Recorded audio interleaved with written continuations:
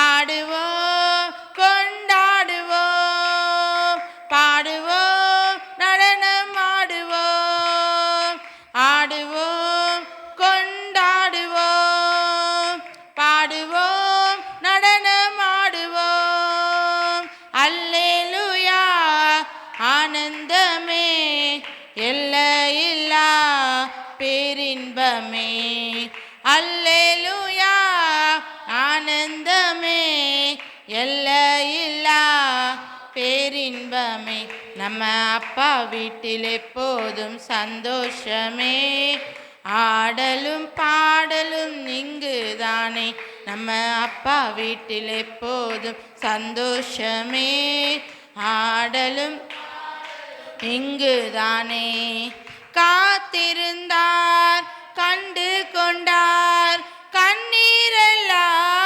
துடைத்து விட்டார் காத்திருந்தார் கண்டு கொண்டார் கண்ணீரெல்லாம் துடைத்து விட்டார் எனவே ஆடுவோம் கொண்டாடுவோம் பாடுவோம் நடனம் ஆடுவோம் ஆடுவோம் கொண்டாடுவோம் பாடுவோம் நடனம் ஆடுவோம் அல்லேலூயா ஆனந்தமே எல்லையில்லா பேரின்பமே அல்லேலூயா ஆனந்தமே எல்லையில்லா பேரின்பமே நம்ம அப்பா வீட்டில் எப்போதும் சந்தோஷமே ஆடலும் பாடலும் இங்குதானே நம்ம அப்பா வீட்டில் எப்போதும் சந்தோஷமே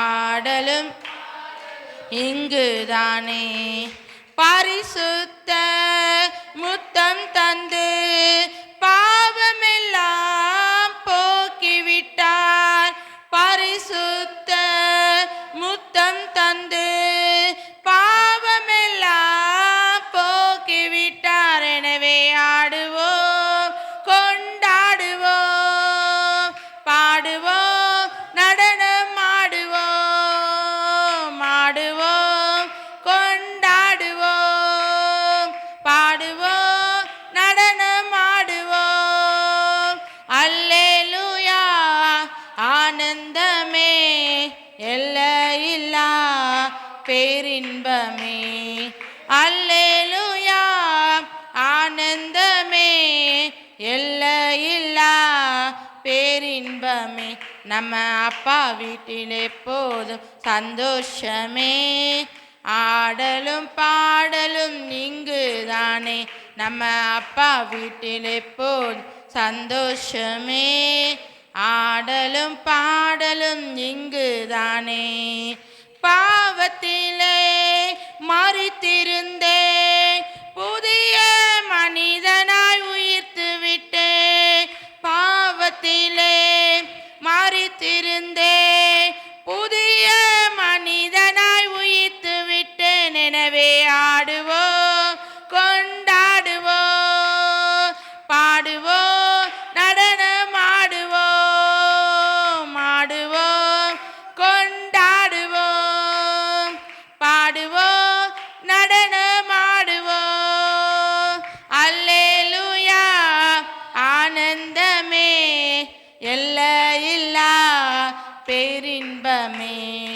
அல்லேலூயா ஆனந்தமே எல்லையில்லா பேரின்பமே நம்ம அப்பா வீட்டில் எப்போதும் சந்தோஷமே ஆடலும் பாடலும் இங்குதானே நம்ம அப்பா வீட்டில் எப்போதும் மே ஆடலும் பாடலும் இங்குதானே ஆவி என்னும் ஆடை தந்தார் அதிகாரம் என்னும் மோதிரம் தந்தார் ஆவி என்னும் ஆடை தந்தார் அதிகாரம் என்னும் மோதிரம் தந்தார் எனவே ஆடுவோம் கொண்டாடுவோம் பாடுவோம் நடனம் ஆடுவோம் ஆடுவோம் கொண்டாடுவோம் பாடுவோம்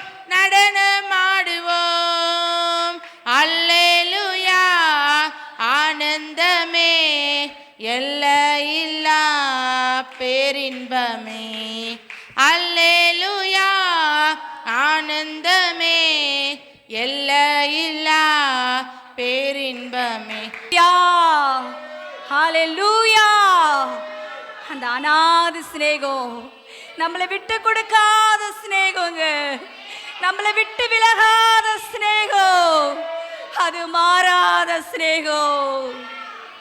அந்த அன்பை தான் நம்ம ஆராதிக்க வந்திருக்கிறோம், அந்த அழகை தான் நம்ம ஆராதிக்க வந்திருக்கிறோம், அந்த அழகை தான் நம்ம துதிக்க வந்திருக்கிறோம். ஹல்லேலூயா. நன்றி அப்பா, நன்றி. எங்களை தாழ்த்துகிறோம் ராஜா, நாங்கள் தாழ்த்துகிறோம் ஆண்டவரே. உங்க அன்புக்கு அளவில்லை ஆண்டவரே. அப்பா அப்பா, உங்க அன்புக்கு ஈடு கட்ட முடியாது ராஜா. நன்றி அப்பா. அந்த நாளில் கூட ராஜா அருமையான மகளை இந்த 3 பாடல்களையும் பாடும்போது ராஜா, அந்த மகிமை ஆண்டவரே, எங்களை அப்பா அந்த இருதயத்த ஆண்டவரே அப்பா அப்பா எங்களுக்கு இல்லை அப்பா லெகுவா மாற்றினது ராஜா. உங்களுடைய ஆண்டவர் ஒவ்வொரு பாடல்களும் ஆண்டவரே அப்பா ஒவ்வொரு இருதயத்தை மாற்றம் ஆண்டவரே, ஒவ்வொரு இருதயத்தை உடைக்கும் ஆண்டவரே. அந்த ஆண்டவரே உம்மோட ஆண்டவரே அன்பு அப்பா, அந்த அன்பு சிநேகம் ஆண்டவரே, அந்த மாறாத சிநேகத்தை நம்ம ஆராதிக்க வந்திருக்கிறோம். ஹல்லேலூயா. நன்றி இயேசுப்பா. இந்த நாளில் கூட இயேசுவே விலையேற பெற்றது அப்பா உங்க நாம மகிமை ஆண்டவரே. அந்த விலையேற பெற்ற மகிமையை நாங்கள் காண முடியும் ஆண்டவரே. இந்த மாலை வேளையில் இயேசுவே எங்களை அழைத்த கிருபைக்காக நன்றி அப்பா. நன்றி செலுத்துவோமா அந்த தெய்வத்துக்கு, நன்றி செலுத்துவோமா அந்த பரிசுத்த தெய்வத்துக்கு. அப்பா நன்றி அப்பா. யாருக்கு கிடைக்காததுங்க, யாருக்கு கிடைக்காத மகிமை, யாருக்கு கிடைக்காத ஸ்லாக்கியம். ஆமே, இந்த சபைக்குள்ள நமக்கு தந்த இந்த பாக்கியத்துக்காக நன்றி செலுத்துவோமா? நன்றி அப்பா, நன்றி ராஜா. நாங்க ஒரு மனத்தோட எங்களை தாழ்த்தி ஒப்பு கொடுக்கிறோம் ராஜா. நன்றி செலுத்த வந்திருக்கிறேன் தூய ஆவிக்கு, நன்றி செலுத்த வந்திருக்கிறோம் அந்த பரிசுத்த தெய்வத்துக்கு. நன்றி அப்பா, நன்றி ஆண்டவரே. ஒரு நிமிஷம் எங்களை தாழ்த்துகிறோம் ஆண்டவரே. அப்பா தொடக்கம் முதல் முடிவதை உங்க கிருபைகளோடு இருந்து அப்பா நீ நடத்தும்படி ஒப்பு கொடுக்கிறோம் ராஜா, ஒப்பு கொடுக்கிறோம் சுவாமி ஆண்டவரே. அப்பா உம்மை ஸ்தோத்திரிக்கிறப்பா. எத்தனை ஜனங்கள் ஆண்டவரே இந்த அன்பு தெரியாம, இந்த அன்பு தெரியாம கிடைக்கிற ஜனங்கள் ஆண்டவரே. அப்பா உங்க அன்பு ஆண்டவரே அப்பா அந்த அன்பு நேசிக்கும்படி, இந்த அன்பு ஒவ்வொருத்தரை தொடும்படி, இந்த அன்பு ஒவ்வொருத்தரை கொண்டு வரும்படி ஆவியானவரே நாங்க ஒரு மனத்தோடு துதிக்க வந்திருக்கிறோம் அப்பா. ஒரு மனத்தோடு ஆராதிக்க வந்திருக்கிறோம் அப்பா. இயேசுவே உங்க நாமத்தை நாங்க தொழுது கொள்ள வந்திருக்கிறோம். ஆமென். ஹல்லேலூயா, ஹல்லேலூயா. இந்த நல்ல தெய்வங்க, நல்ல தெய்வம். ஓ இந்த பரிசுத்த ஆலயத்துல அவருடைய மகிமை உலாவி கொண்டிருக்கிறதுக்காக நன்றி, நன்றி. ஓ ஒரு வல்லவ உலாவி அவருடைய மகிமை பிரசன்னம் ஆண்டவரே. ஓ இந்த இடத்துல அப்பா இந்த பரிசுத்த கூடாரத்துக்குள்ள ஒரு மகிமை மகிமை மகிமை மகிமை. ஓ அப்பா வல்லமை, ஒரு அக்கினி, ஒரு அக்கினி, ஒரு அக்கினி, ஒரு அக்கினி, ஒரு அக்கினி, ஒரு அக்கினி, ஒரு அக்கினி, ஒரு அக்கினி, ஒரு அக்கினி, ஒரு அக்கினி. ஒரு சபா பாபா பாபா, ஒரு சபா பாபா பாபா, ஒரு சபா பாபா பாபா பாபா, ஒரு சபா பாபா பாபா, ஒரு சபா பாபா பாபா, ஒரு சபா பாபா பாபா, ஒரு சபா ரபா ரபா ரபா, ரிசா ரிசா ரபா ரபா ரபா, ரிசே ரிசே ரிதா ரபாலாசா ரி ரி ரி ரி ரசா ரி ரிசேதனா கபல பரபா, ரிசேதனா பாபா பாபா, ரிசேதனா பாபா பாபா, ரிசேதனா பாபா கொண்டு இருந்ததுக்காக நன்றி, நன்றி. இதுவரை அடியேன நடத்தின தெய்வத்துக்கு நன்றி செலுத்துகிறோம். கர்த்தர் பெரியவர், அவர் நல்லவர். நன்றி அப்பா. இயேசு நாமத்தில் நல்ல பிதாவே. ஆமென், ஆமென். ஆண்டவரே அவங்களுக்கு எவ்வளவோ தேவைகள் இருக்கலாம் ஆண்டவரே. இந்த மாசம் முடிவில் ஆண்டவரே எவ்வளோ வருமானம், எவ்வளோ இத்தனையோ லோன்கள் கட்ட வேண்டியது இருக்கலாம் ஆண்டவரே. இவ்வளோ பிரச்சனைகள் இருக்கலாம்ப்பா. இன்னைக்கு வெடிஞ்சா நான் என்ன செய்ய போறேன், இதுக்காக நான் இந்த லோன் கட்டுறதுக்காக நான் என்ன செய்ய போறேன், எவ்வளோ பேர் ஆண்டவரே ஆண்டவரே அந்த ஆண்டவரே அந்த ஏக்கத்தோடு இருக்கலாம்ப்பா. ஆனா அது எல்லாத்தையும் நீர் மாற்றுகிற தேவன், நீர் மாத்திரமே அப்பா.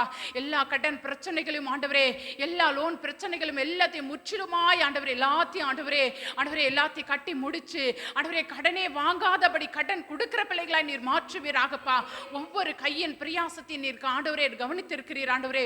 ஒவ்வொரு கையின் பிரியாசத்தை நீர் ஆசீர்வதிப்பேன் என்று சொல்லியிருக்கிறீரே, அதுக்காக நன்றி அப்பா, நன்றி அப்பா ஆண்டவரே. உம்முடைய கிருபை ஆண்டவர், உம்முடைய தயவு தாங்கும்படியாய் செபிக்கிறப்பா.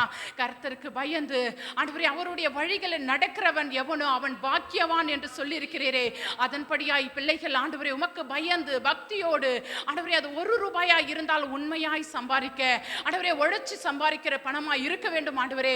அதுக்காக நன்றி தகப்பனே. அதிலையும் ஆண்டவரே உமக்காக ஒரு பாகத்தை கொடுக்கிறார்களே, அதுக்காக நன்றி செலுத்துகிறோம் ஆண்டவரே. அப்பா உனக்காக கொடுக்கிற ஆண்டவரே தசம பாகமாகட்டும், அது காணிக்கையாகட்டும், எல்லாத்தையும் நீர் ஆசீர்வதிங்கப்பா.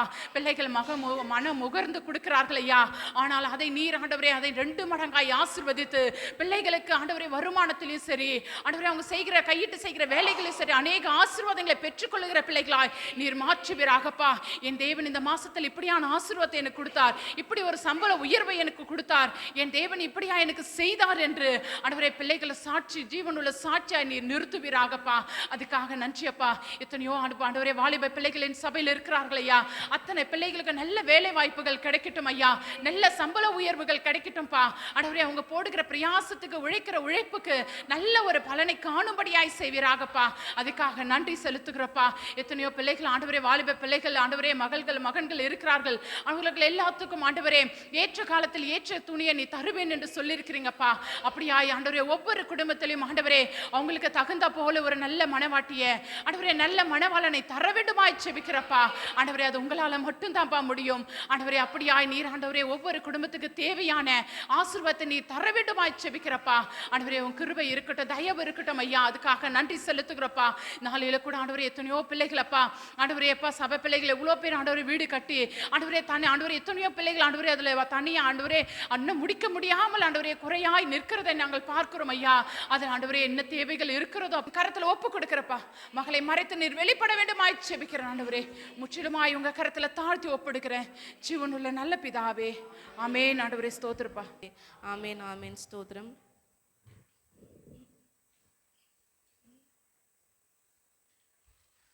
லூக்கா 11வது அதிகாரம் 49 51 வரைக்கும்.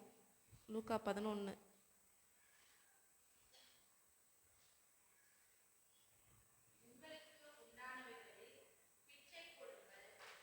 லூக்கா 11:49.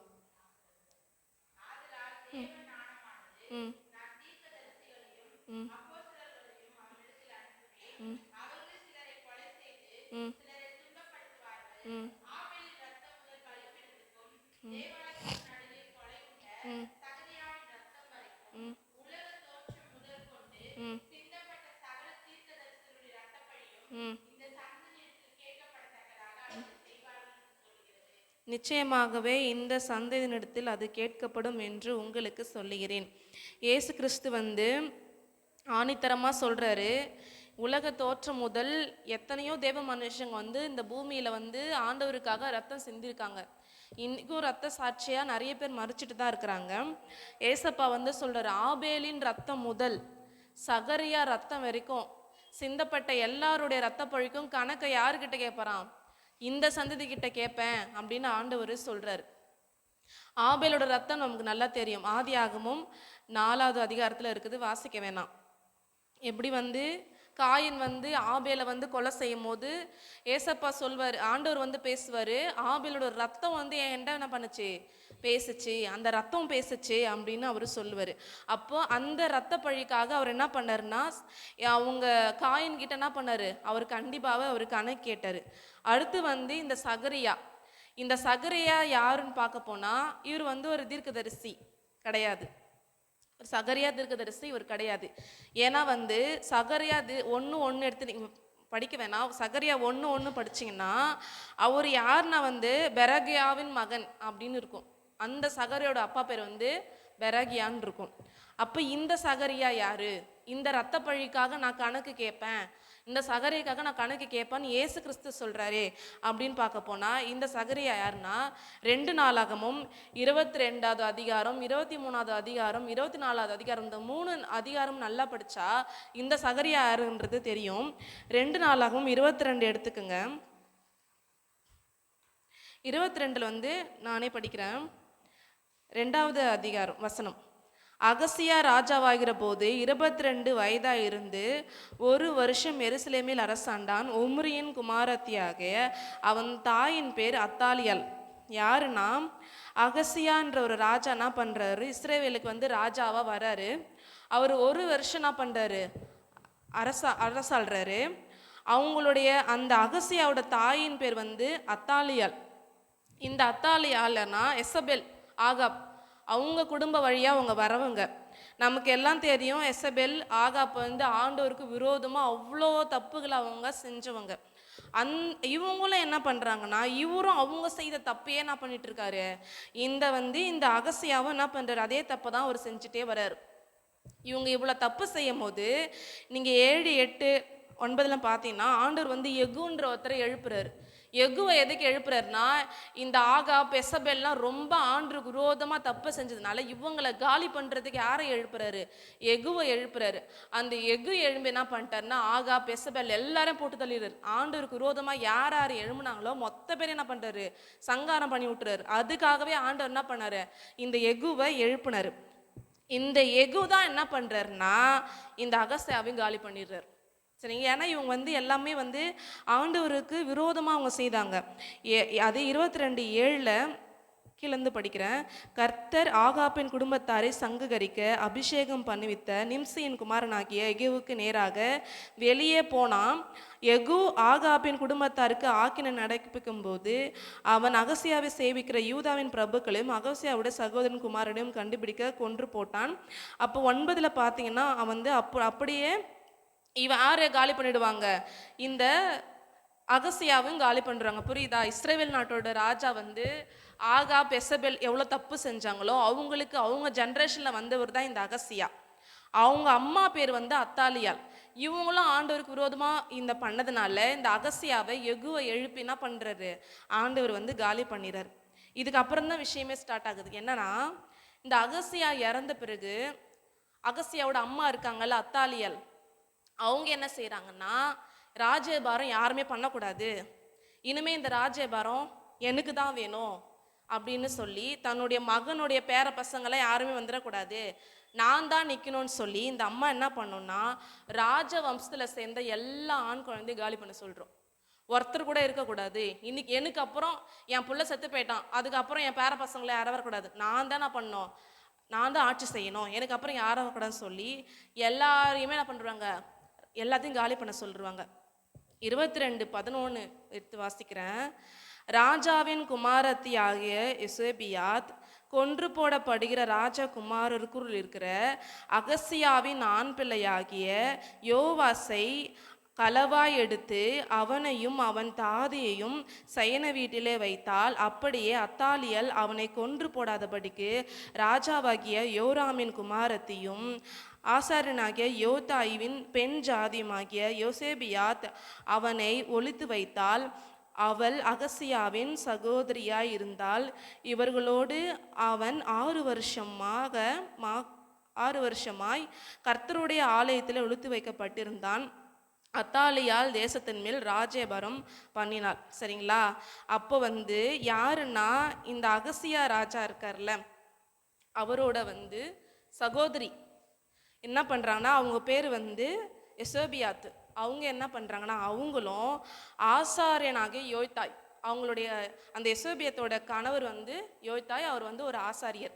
இவங்க 2 பேரும் என்ன பண்ணுறாங்கன்னா, தன்னுடைய அண்ணன் மகனை என்ன பண்ணுறாங்க, திருட்டளவா அந்த அத்தாலியாளுக்கு தெரியாமல் என்ன பண்ணுறாங்க, அவங்க ரொம்ப ரகசியமாக அந்த குழந்தைய வச்சு என்ன பண்ணுறாங்க, வளர்க்குறாங்க. எல்லாருமே இவங்க காலி பண்ணி போயிடுறாங்களே, இந்த ஒரு குழந்தையாவது தப்பிக்கணும்னு சொல்லி என்ன பண்ணுறாங்கன்னா, அவங்க வந்து ரகசியமாக 6 வருஷம் ஆலயத்துக்குள்ளேயே யாருக்குமே தெரியாமல் என்ன பண்ணுறாங்க, அந்த குழந்தைய வளர்க்குறாங்க. அந்த குழந்தைக்கு 7 வயசு ஆகுது. 23 எடுத்து வாசி பண்ணுங்கன்னா, 7 வயசு ஆகும்போது அவன் என்ன பண்ணுறாங்க, திடன் கொண்டு இனி அவனை ஒழிச்சு வைக்கக்கூடாது, இந்த 7 வயசான குழந்தை என்ன பண்ணோம், நம்ம ராஜாவை மாற்றிடணும்னு சொல்லி அந்த 23 ஃபுல்லாக வாசித்து பார்த்தீங்கன்னா அதில் 11, 12, 13, 14 பார்க்க போனால் அவங்க என்ன பண்ணிடுறாங்கன்னா, அந்த குழந்தைய என்ன பண்ணிடுறாங்க, ராஜாவாக மாற்றிடுறாங்க. எத்தனை வயசு குழந்தைய, 7 வயசு குழந்தைய அவங்க என்ன பண்ணிடுறாங்க, ராஜாவா மாத்திடுறாங்க. இந்த விஷயம் அந்த அத்தாலியாக்கு தெரிஞ்சு அவங்க ரொம்ப கோவப்படுறாங்க. அப்ப என்ன பண்றாரு, ஆசாரன்னா யார் இருக்கிறது, யோத்தா இருக்கிறாரு. அவரு என்ன பண்றாரு, சில பேர்கிட்ட சொல்லி அந்த அத்தாலியில என்ன பண்றாங்க, காலி பண்ணிடுறாங்க. அவங்க வந்து செத்து போயிடுறாங்க. சரிங்களா? இப்படியே கொஞ்ச காலம் போகுது. 24 எடுத்து வாசிச்சு பார்த்தீங்கன்னா 24:1 யோவாஸ் ராஜாவாகிற போது 7 வயதா இருந்த 7 வயசுல ஒரு குழந்தை ராஜாவை மாறிச்சு. 40 வருஷம் என்ன பண்றாரு, அவர் எருசலேமில் அரசாண்டான். பெயர்செபா பட்டணத்தாலான அவன் தாயின் பேர் வந்து சிபியா. சரிங்களா? திரும்பி பின்னாடி வந்தீங்கன்னா 24:15 இந்த 7 வயசு குழந்தைக்கு யார் ஆலோசனை சொல்லியிருப்பாங்க, நல்லது கெட்டதை யார் சொல்லியிருப்பாங்க? கண்டிப்பா இந்த ஆசாரனாக யோய்தா இதை என்ன பண்ணாரு, இது செய்யணும்ப்பா, இது ஆண்டவருக்கு பிரியம், இது ஆண்டவருக்கு பிரியம் இல்லை. ஏன்னா அந்த சின்ன குழந்தைக்கு ஒண்ணுமே தெரியாது. இந்த ஆசார் என்ன பண்றாரு, ஒன்று அதை சொல்லி சொல்லி வளர்த்து ஆண்டவருக்கு பிரியமா போதிச்சதுனால அவன் நல்லதையே செஞ்சுட்டு இருந்தான். சரிங்களா? அவன் நல்லதே பண்ணிட்டு இருந்தான். ஆண்டவருக்கு பிரியமானது எல்லாத்தையுமே என்ன பண்ணிட்டு இருக்கான், இவன் வந்து பண்ணிட்டே இருந்தான். ஒரு நாள் என்னாச்சு, அந்த ஆசார் என்ன பண்ணிட்டாரு, இறந்து போயிட்டார். அது வந்து எதில் இருக்குன்னா 24:15 தீர்க்க ஆயுசா என்ன பண்ணுறாரு, அந்த யோத்தாய் வந்து என்ன பண்ணுறாரு, மறிச்சு போயிடுறார். மறிச்சு போனோடனையும் இவன் என்ன செய்கிறான்னா, இல்லாத பொல்லாதவங்க எல்லாருடைய பேச்சை கேட்டு மறுபடியும் என்ன பண்ணுறான், தப்பான வழியில் ஆண்டவருக்கு பிரியம் இல்லாத இந்த எப்படி ஆகா பெசபெல் தப்புலாம் செஞ்சாங்களோ ஆண்டவருக்கு விரோதமாக, அதேமாரி இந்த தவறு என்ன பண்ணுறான், இவன் வந்து இந்த யோவாஸ் வந்து என்ன பண்ணுறான், செய்கிறான். செஞ்சிட்டு இருக்கும்போது இப்போ என்ன ஆச்சுன்னா விஷயம், இப்போ செத்து போனார்ல ஆசாரியன் யோய்தா, அவருடைய மகன் தான் சகரியா. அந்த சகரியாவை ஆண்டவர் எழுப்பி, இவன் இப்படிலாம் தப்பு செய்கிறான், இது செய்யக்கூடாதுன்னு என்ன பண்ணுறாரு, சகரியாவை எழுப்பி ஆண்டவர் யார்கிட்ட சொல்ல வைக்கிறாரு, இந்த யோவாஸ் கிட்ட சொல்ல வைக்கிறாரு. 24:20 படிக்கிறேன். 24வது அதிகாரம் 20வது வசனம். அப்பொழுது தேவனுடைய ஆவி ஆசாரணியாகிய யோத்தாவின் குமாரனான சகாரியாவின் மேல் இறங்கினதால் அவன் ஜனத்திற்கு எதிரே நின்று, நீங்கள் கர்த்தருடைய கற்பனையை மீறுகிறது என்ன, இதனால் நீங்கள் சித்தி பெற மாட்டீர்கள் என்று தேவன் சொல்லுகிறார். நீங்கள் கர்த்தரை விட்டு விட்டதினால் அவர் உங்களை கைவிடுவார் என்றான். சரிங்களா? ஆண்டவர் என்ன சொல்ல சொன்னாரோ அதை வந்து இவர் வந்து இந்த சகரியா வந்து சொல்றாரு. அதனால் அவர்கள் அவனுக்கு விரோதமாய் கட்டுப்பாடு பண்ணி கர்த்தருடைய ஆலய பிரகாரத்தில் ராஜாவின் கற்பனையின்படி அவனை கல்லெறிந்து கொன்றார்கள். ஒண்ணுமே இல்லை, அந்த சகரியா வந்து ஆண்டவருடைய வார்த்தையை தான் சொல்றாரு. நீங்க ஆண்டவருக்கு விரோதமா தப்பு செய்றீங்க அப்படின்னு சொல்லும் போது இவன் என்ன பண்ணிடுறான், அவங்கள வந்து கல் எறிஞ்சி அந்த சகரியாவை என்ன பண்ணிடுறாங்கன்னா கல் எறிஞ்சு கொன்னுடுறாங்க. ஒரு விஷயம் நம்ம பார்க்க போனால், நம்ம சத்தியத்தை சொல்ல போனால் நம்ம சத்ருவாக மாறிடும். அது கண்டிப்பாக ஒரு உண்மை. நீங்கள் வெளில எங்கே போய் ஆண்டவருடைய வார்த்தை நீ எங்கே சொன்ன, நீ எப்படி அதை சொல்லான்ற மாதிரி நம்ம சத்ருவாக மாறிடும். இப்போ வந்து சகரியா எப்படி என்ன பண்ணிட்டாரு, ஆண்டவருடைய வார்த்தையை சொன்னதுனால யோவாஸ்க்கு என்னன்ட்டாரு, சத்ருவாக மாறிட்டார். சத்ருவாக மாறினால என்ன பண்ணிட்டாங்க, கல் எறிஞ்சி அவரை கொன்னுட்டாங்க. எவ்வளோ நன்றி கெட்ட மனுஷன். நீ இன்னைக்கு ராஜாவா இருக்கிறனா அதுக்கு காரணமே யாரு, இந்த சகரியோட அப்பா. அவர் உன்னை, அவங்க அப்பாவும் அம்மாவும் உன்னை திருட்டளவா எடுத்து உன்னை வளர்த்ததுனால தான் இன்னைக்கு நீ ராஜாவா நிக்கிற இல்லையா? அன்னைக்கே உன்னை எப்படி போனா விட்டுறேன்னு இனி ஒரு ஆளே கிடையாது, யோவாசன்றவங்களே கிடையவே கிடையாது. அவ்வளோ உங்களை பத்திரமா பாதுகாத்த அவங்க அப்பா அவரு வந்து இறந்துட்ட பிறகு அவருடைய பிள்ளையே நீ என்ன பண்ணிட்ட, கொஞ்சம் கூட அந்த நன்றி உணர்வே இல்லாமல் என்ன பண்ணிட்ட, நீ என்ன பண்ணிட்ட, கொலை பண்ணிட்ட. சரிங்களா? ஆனால் நம்மளா இருந்தால் என்ன சொல்லியிருப்போம், நானாக இருந்தால் கண்டிப்பாக சொல்லியிருப்பேன், என் அப்பா அம்மாவும் உன்னை எவ்வளோ திருட்டளவாக எடுத்து வளர்த்தாங்க, இன்னைக்கு என்னையே வந்து நீ கல்லரிச்சிக்கொன்னா சொல்றியா, உனக்கு கொஞ்சம் கூட நன்றி இருக்குதா, நன்றின்னா உனக்கு என்னன்னு தெரியுதான்னு நான் கண்டிப்பாக சொல்லியிருப்பேன். ஆனால் அவர் அழகாக ஒரு வார்த்தை சொல்வார், அந்த சகரியா சாகும்போது ஒரு வார்த்தை சொல்வார் 22ல், அப்படியே அவனுடைய தகப்பனாகிய யோத்தா தனக்கு செய்த தயை ராஜாவாகிய யோவாஸ் நினையாமல் அவனுடைய குமாரனை கொன்று போட்டான். இவன் சாகும் போது ஒரு வார்த்தை சொல்றாரு, கர்த்தர் அதை பார்ப்பார், கர்த்தர் அதை கேட்பார். 2 வார்த்தை தான் சொன்னாரு. கர்த்தர் அவர் பார்க்குறாரு, அவர் கேட்குறாரு. அவர் காது கேளாதவர் கிடையாதுல்ல, எல்லாத்தையுமே கூர்ந்து கவனிக்கிறார். அவர் காது கேட்டுட்டு இருக்குது, அவர் காதுக்கு மறைவாக ஒன்றுமே கிடையாது, அவருடைய பார்வைக்கு மறைவாக ஒன்றுமே கிடையாது. எங்கள் அப்பா அம்மா உனக்கு எவ்வளோ நல்லது செஞ்சாங்க, எல்லாமே பண்ணாங்க, நீ என்னைக்கு என்னை கொலை பண்ணுற. ஆனால் ஆண்டவர் என்ன பண்ணுறாரு, அதை பார்க்குறாரு, அதை கேட்குறாரு. 2 வார்த்தை சொல்லி என்ன பண்றது, அவரு ரத்த சாட்சியா மறிச்சு போயிட்டார். அது கீழே நீங்க எடுத்து வாசிச்சு பார்த்தீங்கன்னா கொஞ்சமான கூட்டம் தான் சீரியர்கள் வருவாங்க, கொஞ்சம் கூட்டம் தான். கொஞ்சம் கூட்டம் வந்து இவங்க மொத்த பேரையும் காலி பண்ணி விட்டுருவாங்க. அவருடைய ரத்த பழிக்கு அப்பவே உடனே கொஞ்சம் கூட்டம் வந்து இவங்க யோவாசி, இவங்க டீம், இவங்க கூட்டம், அது காரணமா அந்த எல்லாரையும் என்ன பண்றாங்க, காலி பண்ணி விட்டுருவாங்க. இதுல இருந்து என்ன சொல்லுதுன்னா, இந்த சகரியாவை ஏசப்பா மறக்கல. இந்த 2 நாளாகமத்துல இந்த மரிச்ச சகரியாவுக்கும் நான் சொன்ன லூக்காவுக்கும் எவ்வளோ வருஷங்கள் வந்து இருக்கும், நீங்களே கொஞ்சம் கால்குலேட் பண்ணி பாருங்க. இவ்வளோ வருஷங்கள் டிஃப்ரெண்ட் இருக்கும். ஆனால் அத்தனை வருஷம் கழிச்சு ஏசப்பா என்ன சொல்றாரு, அந்த சகரியாவை அவரு மறக்கவே இல்லை. அந்த ரத்தத்துக்கு இந்த சன்னதிக்கிட்ட நான் என்ன பண்ணுவேன், கண்டிப்பாக நான் என்ன பண்ணுவேன், நான் பதில் கேட்பேன் அப்படின்னு ஆண்டவர் சொல்றார். இதுலேருந்து நமக்கு என்ன ஒன்று விஷயம் புரிஞ்சுக்குதுன்னா, எந்த ஒரு காரணமாக இருந்தாலும் நம்ம வாய் பேசக்கூடாது. ஆண்டவர் பார்க்குறாரு, ஆண்டவர் கேட்குறாரு. கண்டிப்பாக கேட்குறாரா இல்லையா, பார்க்குறாரா இல்லையா.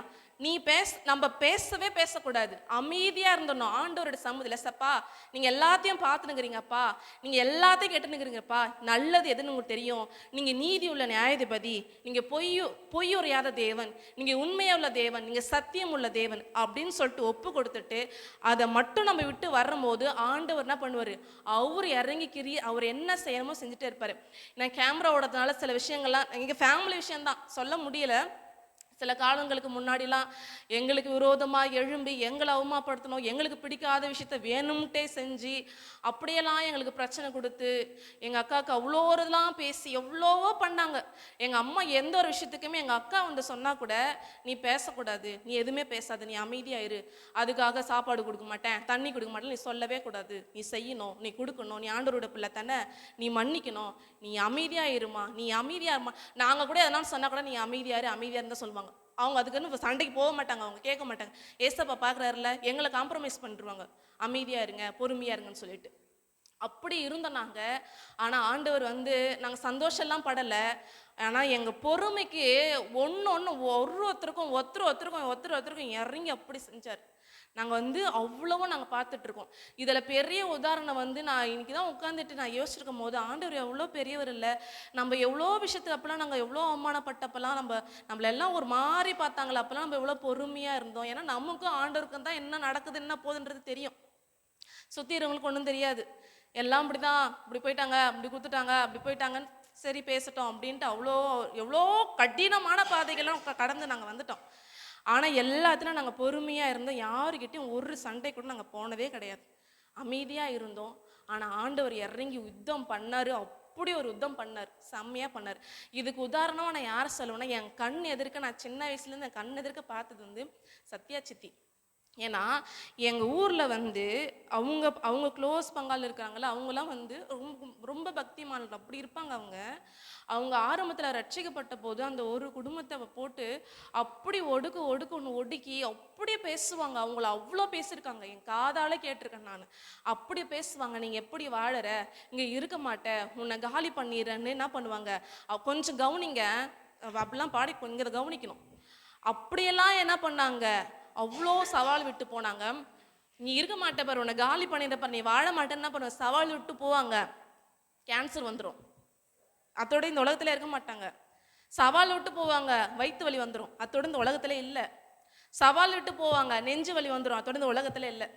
நான் அவ்வளவும் பார்த்துன்னு இருக்கிறேன். ஏன்னா வந்து ஆண்டவருடைய பிள்ளைங்க வந்து நீங்கள் ஒரு சின்ன கூட்டமாக தான் இருக்கலாம். இஸ்ரவேல்ன்றது ஒரு சின்ன நாடு தான், எல்லா தேசத்துலையும் அப்படியே கண்ணில் என்ன பண்ணுது, விரல விட்டு ஆட்டாட்டு நாடுது. இது சின்ன நாடு, இதை ஏன் ஒன்றும் பண்ண முடியல, இதை ஏன் அழிக்க முடியலன்னு எல்லாரும் என்ன பண்ணுறாங்க, அப்படி திகச்சு போய் நிற்கிறாங்க. இதை விட பலசாலி நாடுலாம் நிறைய நாடு இருக்குதுங்க. ஆனால் இஸ்ரேல் நாட்டை அப்பத்துலேருந்து பிரச்சனை தான். ஹிட்லர்லாம் எழும்பி அவ்வளோ யூதர்களை கொண்டு போட்டார், அவ்வளோலாம் நடந்துச்சு. ஆனாலும் அந்த நாட்டை எத்தனை தடவை உழுந்தாலும் யாராலும் அசைக்கவே முடியல. ஏன்னா இஸ்ரவேலை ஆசீர்வதிப்பதே கர்த்தருக்கு பிரியம். நம்ம சின்னவங்களா இருக்கலாம், நம்ம ஒருத்தவங்களா இருக்கலாம், நம்ம ரொம்ப ஒடுக்கப்பட்டு இருக்கலாம், ஆனாலும் வச்சுக்கோங்க, உலகத்துல எல்லாத்துலயும் காட்டிலும் நம்மகிட்ட இருக்கிற தேவன் யாரு? ஆண்டவர் பெரியவர். நான் ஜீரோ தான், நான் ஜீரோ. எத்தனை ஜீரோ ஜீரோ ஜீரோ போட்டாலும் ஜீரோ தான். ஆனா அந்த பக்கத்துல இயேசு கிறிஸ்து ஹீரோவா வரும்போது அது 100ஆ மாறும், 10,000ஆ மாறும், லட்சமா வரும், கோடியா வரும். ஏன்னா நம்ம ஒன்றுமே இல்லை. நம்ம கிட்ட இருக்கிற ஆண்டவர்னா அவரு பெரிய தேவன். இன்னைக்கு இஸ்ரவேல் நாட்டு இருக்கிற அந்த மக்கள் கிட்ட இருக்கிற அறிவு யாருக்கிட்டுமே இல்லையா. அவ்வளோ டெக்னாலஜியில் அவங்க முன்னேறி இருக்கிறாங்களாம். அவங்க அவ்வளோ செல்வாக்கா இருக்கிறாங்களாங்க. உலகத்துல இருக்க நிறைய அறிஞர்கள் அவங்க தானா. அமெரிக்காவை விட எல்லாத்தையுமே நிறைய விஷயங்களை கண்டுபிடிச்சவங்க இவங்க அந்த இஸ்ரவேலர் தானா. அதனாலதான் அவங்கள யாராலுமே பகச்சிக்க முடியல. ஏன்னா ஆண்டவருடைய பிள்ளைங்க. இஸ்ரவேல் வேற கிடையாது, நீங்க வேற கிடையாது. அவருடைய பிள்ளைய நம்ம கழுவிட்டர்ல, நம்மளும் அவருடைய ஜனங்கள் தான். அப்போ உங்களுக்கு ஒண்ணுன்னா நீங்க என்ன பண்ணுங்க, இந்த சகரிய சொன்ன மாதிரி எந்த ஒரு விஷயத்துக்கும் ஆண்டவர் பார்க்கிறாரு, ஆண்டவர் கேட்கிறாரு. இந்த 2 வார்த்தை தவிர நம்ம வார்த்தை எதுவுமே வரக்கூடாது. அப்படி சைலண்டா இருந்த கேட்ட உபதேசத்தின்படி நாங்கள் எங்களை மாற்றிக்கொண்டு, ஆண்டவரே நாங்கள் நாவடக்கமுள்ளவர்களாக இருந்து எங்களோடு கூட நீங்கள் இருக்கீங்க, எங்களுக்காக யுத்தம் பண்ணுவீங்க ஆண்டவரே. அதுக்காக நன்றி செலுத்துகிறோம். கேட்ட வசனத்தை ஆசீர்வதிங்க. ஜெபித்த ஜெபங்களுக்கும் ஆராதனைக்கும் பாடலுக்கும் எல்லாவற்றுக்கும் நீ பதில் கொடுக்க போகிறதுக்காக நன்றி. தாழ்த்தி உடைய பரிசுத்த கரத்திலே கொடுக்குறோம். ஆசீர்வதியும். இயேசு கிறிஸ்துவின் நாமத்தில் வேண்டிக் கொள்கிறோம் நல்ல பிதாவே, ஆமென். என் பலனாக கிறிஸ்து இருப்பதினால் எந்த பயமும் எனக்கு இல்லையே. என் பல பக்கத்தில் அவர் துணை நிற்பதா